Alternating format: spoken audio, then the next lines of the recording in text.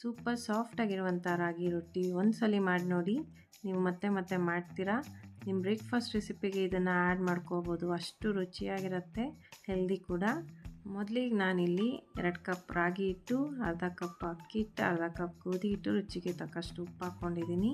ಸಣ್ಣದಾಗಿ ಹಚ್ಚಿರೋಂಥ ಈರುಳ್ಳಿ, ತುರಿದಿರೋಂಥ ಕ್ಯಾರೆಟ್, ಕಾಯಿ ತುರಿ, ತುರಿದಿರೋಂಥ ಬೀಟ್ರೋಟ್ ಮತ್ತು ಸಣ್ಣದಾಗಿ ಹಚ್ಚಿರುವಂಥ ಕೊತ್ತಂಬರಿ ಸೊಪ್ಪು ಹಾಕ್ಕೊತಾ ಇದ್ದೀನಿ.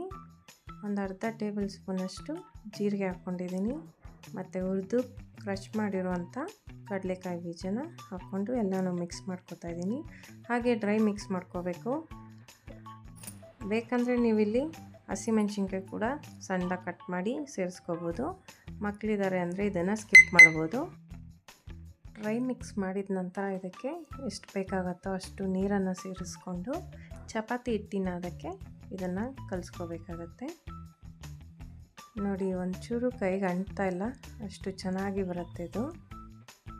ಈಗ ಇದು ರೆಡಿಯಾಗಿದೆ.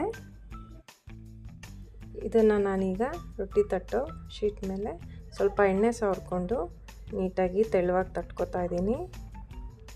ನಿಮ್ಗೆ ಎಷ್ಟು ಬೇಕೋ ಅಷ್ಟು ತೆಳುವಾಗಿ ತಟ್ಬೋದು, ಅಷ್ಟು ಸಾಫ್ಟಾಗಿ ಬರುತ್ತೆ ಅದು.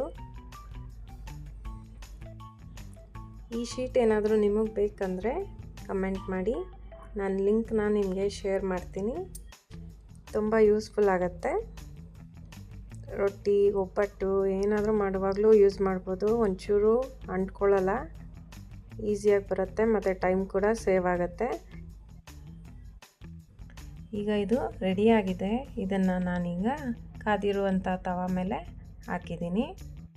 ನೋಡಿ, ಶೀಟ್ಗೆ ಒಂಚೂರು ಅಂಟಿಲ್ಲ, ಈಸಿಯಾಗಿ ಬಂದ್ಬಿಡ್ತು.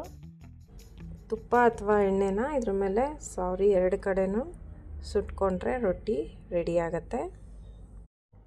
ಎಷ್ಟು ಸಾಫ್ಟಾಗಿ ತೆಳುವಾಗಿ ಬಂದಿದೆ ರೊಟ್ಟಿ. ಹೀಗಿದ್ದರೆ ನಿಮಗೆ ಡೈಜೆಷನ್ ಕೂಡ ಈಸಿ ಆಗುತ್ತೆ. ಇದನ್ನು ಹಾಗೆ ತಿನ್ಬೋದು ತುಪ್ಪ ಜೊತೆ ಅಥವಾ ಚಟ್ನಿ ಜೊತೆ ಕೂಡ ತಿನ್ಬೋದು. Thank you.